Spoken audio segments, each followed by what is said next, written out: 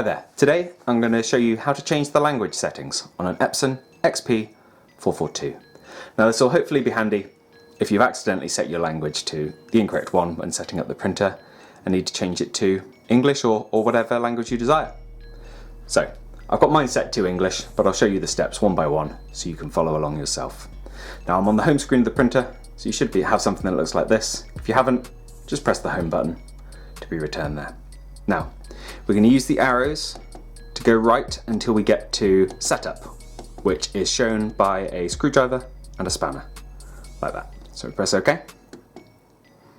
Then we need to go into printer setup, which is the third option down. So down 2, OK. Now we need to go down to language, which as you can see is the fifth one on this screen. So we're going to go down 4, press OK. And here we are. Obviously mine's set to English, so we know where we are already, but the languages are all listed in their native tongue there.